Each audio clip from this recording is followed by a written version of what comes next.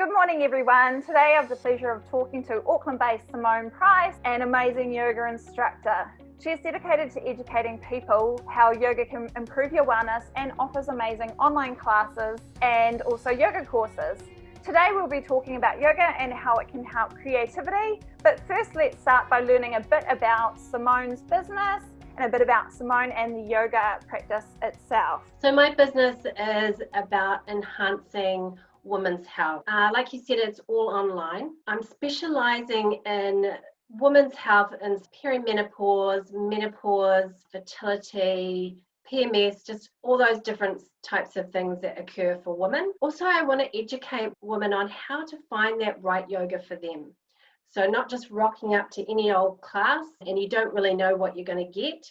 When you're going to actually spend the time to go to a class, make sure that it's really beneficial for your body. Definitely, that's some good advice there, right? Briefly, what's the history behind yoga? Well, it originated in India and it's been around for centuries. So it's a Sanskrit word that loosely translates to unite. It's an umbrella term. This is where I think there's been a little bit of confusion with it, is that people think that yoga is just the poses. That's what it's actually become like. But it was actually a term for a wellness system from the 8 limbs of yoga, from Patanjali's Yoga Sutras. The asana or the poses was just one limb of it, and you would work yourself through the limbs in order to reach samadhi at the end, which is enlightenment. Wow. So just roughly the different limbs, you had the yamas, which was our self-restraint, a lot of personal work, and then the niyamas, which is our observances of our thought or our behaviors and beliefs. And then you had asana, which is the poses, pranayama, which is breath control work. So to be able to shift energy through the body, through the breath. Pratyahara, which is the withdrawal of your senses. So just being able to focus on one point. And dharana, which is also the focus. So it's quite funny that, we talk about all this mindfulness and that now, but they knew about this years and years ago. So it's quite incredible how it's come round in a full circle, really doing a lot of it now. And dhyana, which is meditation, as I was saying before, samadhi. So as you reach through the limbs and you reach that samadhi or that enlightenment, because they're very spiritual back then, you would experience that more than once. Even in your life now, you have many aha moments. That's like that enlightenment, where you're like, oh, okay, I get it. When you finally just get something. How did your yoga journey actually start? So at the time, I was going to a yoga studio in Takapuna, Golden Yogi, and my kids were doing the kids yoga as well. Erin, the owner, had just partnered up with Jen Allen, who is the founder of Jaya Yoga, and they were going to offer the first 200-hour teacher training. Oh, wow. And it was just by pure chance that Erin suggested to me, why don't you give it a go? At the time, I was doing a lot of personal development work on myself, and these types of trainings you can use for just personal development, and you don't have to be a teacher. In actual fact, the thought of teaching actually terrified me. So I thought, well, I'm going to give it a go. Why not? And I've really had no clue what I was getting myself into. And I can tell you right now that's a good thing, because otherwise I wouldn't have done it. Really, a lot of work, Yeah. right? Yeah, on top Yeah. of everything else in life. But that sounds like it came to you, really, and you took a chance. So that's awesome, right? Yeah. Definitely. And so that developed a passion then. Yes, yeah. And then right at the end of the course, I was just like, oh, this is just me. I've just found what I'm meant to do. You just know when you've connected with something. And I was really drawn to the wellness side of it. So we do different modules through the course. And I was really drawn to the therapy type based yoga and stuff like that. I mean, I liked a lot of it. We did a whole module on women's health, and I just really loved what you could do for your body. That's wonderful. And so who were your mentors and teachers? Jennifer Allen from Jaya Yoga. She was my mentor and teacher, and I will just always be incredibly grateful for her teaching. So she taught us about safe, sustainable yoga. Started out to come out that all these yogis that have been practicing yoga for years and years and years were needing hip replacement. Now, the reason why that comes about is from forcing your body into shapes that really aren't suitable for your body type or just not ready to go into yet. Okay. And so Hu Yoga is all about modifying it and using props to modify to go into shapes, and that one size does not fit all.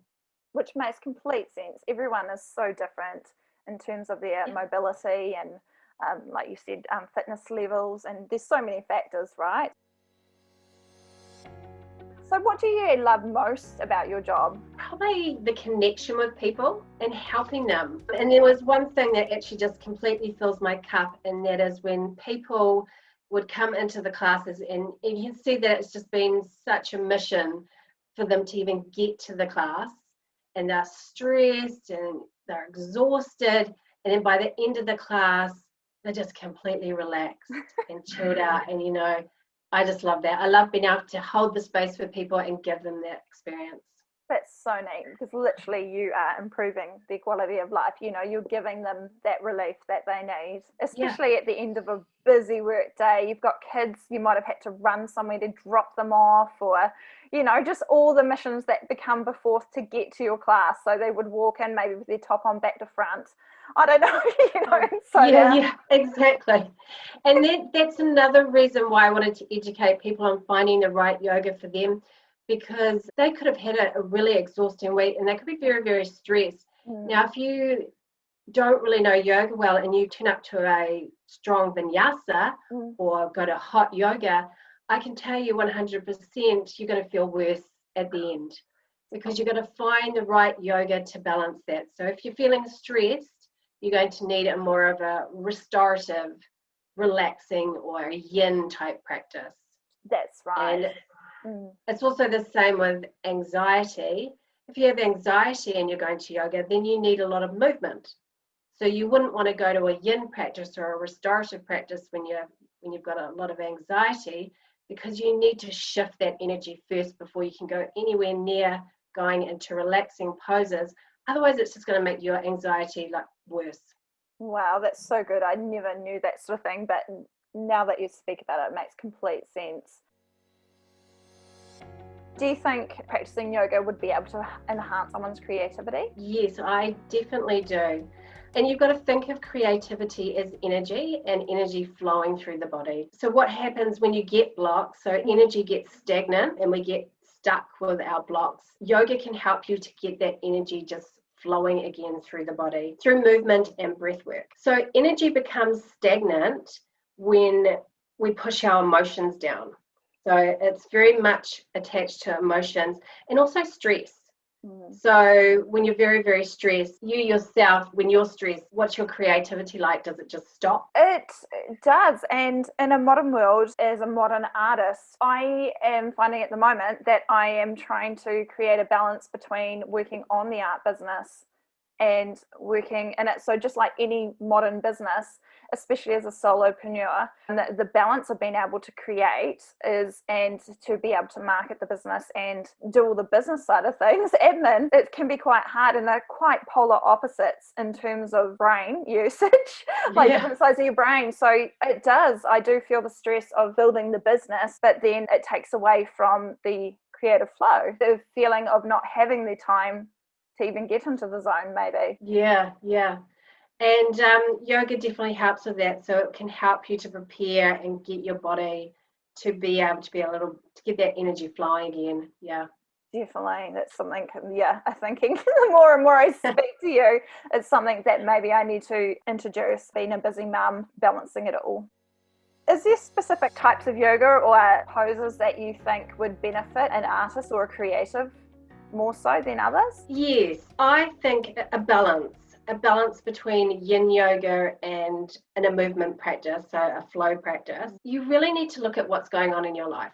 So if you were, like what I was talking about before, if you're very, very stressed and that is really what's holding you back, then we need a really relaxing practice, so like a restorative practice. Restorative is where we hold the poses anywhere from 8 to 10 minutes. So it's a long time, but it's with a lot of props. So we use bolsters, we use a lot of blankets, blocks, and it's really nice on the body. So it's effortless. So yes, you're holding the poses for a long time, but you don't really feel like it. because you're so comfortable. You've got your little eye pillow on, and it's really about nurturing the body. So that's really going to take us out of stress, which is that sympathetic nervous system, and put us into that rest and digest mode.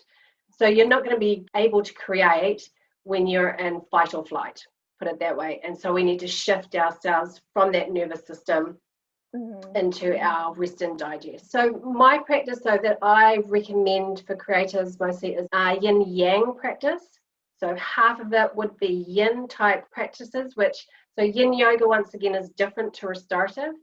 Yin, you can hold the poses anywhere from 2 to 5 minutes, and it's less time because we use less props. So there's not as many props, but it's all floor-based yoga, very relaxing, taps into the nervous system, so you still do a lot of breath work. So half of the practice would be yin, and then the other half we would then do movement. We'd start to connect into the body, shift our nervous system into our rest and digest, draw up any stuck emotions, and then we go into movement and start to shift all that energy through, so releasing it through the body. Sounds wonderful. And I see that you've done a wonderful video for creatives on YouTube. And so tell me a bit about that wonderful creative video that you created. So it is the yin yang practice that I was just speaking about earlier. So half of it is going to be yin poses. They're held anywhere from 2 to 5 minutes. So it's more of a relaxing practice for to just really de-stress and just get into rest and digest mode and do some breath work. Connect into your body. So it's really important to connect, because if we don't connect to our body, we don't actually know where those blockages are. So once we connect, and then we can just have a little bit of release there, draw some stuff up to the surface, then we'll finish the practice with movement, and it's just all movement-based practice. So all my yoga is fairly gentle and it's suitable for beginners. Fantastic. And so how long is that video? So it's about 40 minutes. Fantastic. So if you find that you just don't have time, then split it. So do the first 20 minutes one stage, and then the other 20 minutes, which is the movement-based practice, at another time that's suitable for you. So you could split it into. Is there a certain time of day that you recommend that somebody would undertake this? Yeah, so this kind of practice, because it finishes with movement, it's really suitable for during the day. I mean, you could do it at night, but you're going to remember that once you start moving, it energizes you. Yeah, this particular practice is really any time during the day. Yeah. So it might be great to do it just a little bit before you blocked out your creativity session, do you think? So you could do it and then line it up, just give yourself a bit of a breather and then go for it. If someone's looking for a yoga instructor, what should they be looking for? Well, all yoga instructors have their own unique style and flavour, and my advice is to find one that you can really connect to and that you feel safe with. Always trust your own intuition. Never let anyone force you into shape. Only you know what's going on in your body. If you're feeling any kind of pain or something, you shouldn't really be pushing yourself through pain. So we're looking for an ache, or like a stretchy ache, but not sharp pain. So if the teacher's telling you to do this, but it actually doesn't feel good, be able to, well, I'm the boss of my body. That doesn't work for me. And a good teacher will allow you that space and allow you that permission. Definitely. Yeah. You know, it's like a ripping. If there's a ripping going on, that's not good. There's a ripping burning. Yeah, silent tears running down your face. Like, that's not good, right? A lot of artists are like me, and you sort of got this jigsaw puzzle of time lock going on between getting the kids to school and potentially looking after a household and creating, but running a business too. And a lot of artists and creatives too, being an artist is actually their side gig. So as a hobby on top of everything as well. I know that you have wonderful online classes so people can actually do them from the comfort of their home for those time poor people. So I'd love to learn a bit about them and your offering. Because I'm a busy working mum myself, and trying to get to a yoga class some days just felt really, really hard. And we know that the school day is not very long. So by the time I got to travel to a class, got back from the class, half the day's gone, and I I haven't done a lot. So I felt that it's more important to be able to offer something for someone rather than trying to fit in one more class in their week. Let's just add it in to their life so that they can do it whenever they want and have certain different classes that might be different time frames. So 20 minutes here or a half an hour class, or if you've got a lot of time, there's a 60-minute class. So make it really worth their while, fit it into their lifestyle instead of them having to just find more space into busy lives as it is to get to yoga, because it's so beneficial for the body. And it is actually a proven thing that 10 minutes a day of yoga is actually going to be a lot more beneficial to you than doing 1 hour class a week. So that's what I wanted to give people. It's all online, so you can do it in the privacy of your own home whenever you like. It is theme based, which is good because then you're not wasting your time. So you go to the yoga that you need and you know it's going to really benefit your body. And then there'll be the different times within each category so you can fit it into your life quite well. So it's all subscription based. It's $29.95 a month. When you sign up for that monthly, you get your first week's free. So your credit card won't be charged until after that first week is up. So you can cancel within there. It's not really your thing. Yeah. One thing I was worried about with going online was losing that connection with people. But I will make myself readily available to anyone that signs up. I'm only like a private message away because I really want to be able to help people on their journey and encourage them to have a self-practice. Because I do also offer one-on-one sessions, which I can do in person or online. And so that's more tailor-made for the person's body. Fantastic. And then we can look at it from a holistic point of view, how they could use yoga and create that self-practice that's really going to be healing and nurturing for their body. I also sell props. In a lot of my videos, I do use props. I do offer other options so that you don't have to buy props. Okay. But if you do want to buy props, if you've decided, well, I really like this, I'm going to do this all the time, and you want to invest a little bit of money in props, I'm now selling bolsters, blocks, straps, and eye pillows. Message me to get all the details. So I'm going to put all the links in the description box below too, so you'll be able to find it. You've shared so many wonderful nuggets, and you've actually taught me so much. For everyone watching, do you have any words of wisdom or favourite quotes that you'd like to share?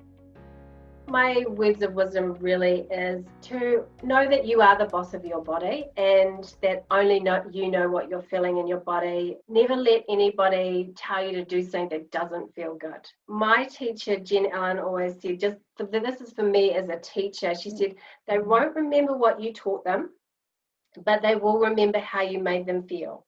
And I can tell you that is completely true. And I've always carried that with me, and that's when I said to you about how people just feel really relaxed at the end. In fact, that's the only part of the class they're probably ever going to remember. How they felt afterwards, definitely. But if you, like you said, if you'd push them hard and then the following days afterwards they could barely walk, then that like inhibited on them actually doing stuff. They would remember that, going, my gosh, I can't take time out because I can't walk now. So. Yeah. And that's why it's really important to find that right balance. So it's like a mountain. If you're looking at a typical flow class, you start with sort of warm-up classes, and it's a mountain. So you're going to take them up, you're going to peak, but you're going to make sure that you bring people right down and really get their back into rest and digest. They did work, but they're still not walking away feeling really jarred and scarred by the class. Put off, yeah. Definitely. Well, this has been wonderful. Awesome. Thank you for having me. Well, thank you for coming. Thanks for watching. Please let us know in the comments below if you've got any questions about yoga and creativity. If you enjoyed this video, please give it a big thumbs up, and don't forget to subscribe to see more great videos like this one.